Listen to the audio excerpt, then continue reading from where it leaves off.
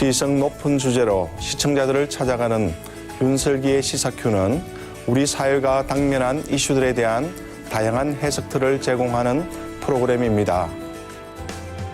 윤설기의 시사큐는 사회자 윤설기 씨의 명쾌한 진행과 기자 리포팅, 인터뷰, 토론 등의 다양한 구성은 이 프로그램을 역동적으로 만들고 시청자의 집중도도 높이는 긍정적인 요소입니다. 지난 25일 방송에서는 첫 번째 주제로 국회 필리버스터 이슈가 다루어졌습니다. 먼저 국회 필리버스터 현장을 생생하게 전달하려는 TV조선 기자의 리포팅이 있었습니다. 국회에선 무제한 토론 필리버스터가 사흘째 진행 중입니다. 공천 배제 컷오프의 후폭풍도 상당합니다. 국회 취재기자 연결해 자세한 얘기 들어보겠습니다. 백대우 기자.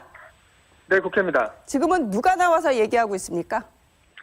네, 정의당 김재남 의원이 나와서 하고 있는데요. 테러방지법 도입을 반대하는 무제한 토론, 이른바 필리버스터를 이어가고 있습니다. 43시간 넘게 반대 토론이 진행되고 있는데요.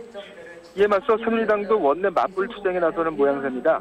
원유철 원내대표는 장시간 필리버스터를 이어가는 건 국민을 볼모로 한 희대의 선거운동이라며 평가절하했습니다.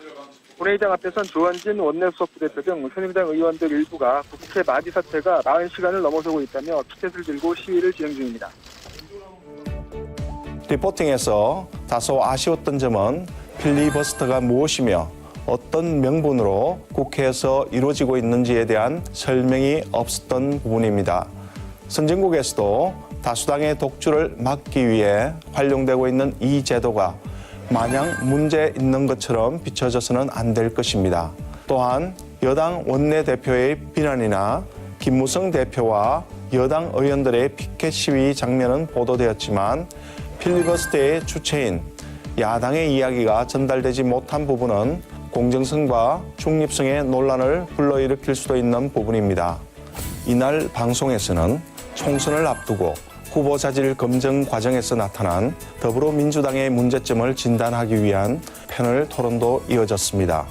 토론 과정에서 더불어민주당의 공천관리위원장을 인터뷰한 점은 객관적이고 공정한 정보 전달 노력으로 평가받을 수 있을 것입니다. 하지만 7분 30초 동안이나 이루어진 전화 인터뷰는 다소 산만했는데요. 명료한 진행을 위해서는 인터뷰 참가자에게 질문과 진행 시간을 사전에 숙지시키고 진행하는 방법도 고려될 필요가 있습니다. 프로그램 후반부에서는 더민주의 컷오프와 관련된 이영작 전 한양대 교수와의 대담도 이루어졌습니다. 정치 이슈에 대해 한 명의 인사만 초청한 경우 이념적 논쟁으로 치우칠 위험성은 늘 존재합니다. 이날 방송에서도 친노 패조, 우클릭, 진보 좌파, 종북 좌파, 반미, 친북과 같은 단어들이 열거되었는데요. 급기야 프로그램 제작자가 본 코너 출연자의 발언은 개인 의견일 뿐 TV조선 취지와 다르다는 점을 알려드립니다라는 자막을 2차례에 걸쳐 내보내기도 했습니다. 공적 미디어가 개인의 의사 표현을 빌미로 15분 동안이나 편파적인 시각만을 전달하는 사적 공간으로 전락해서는 안 될 것입니다.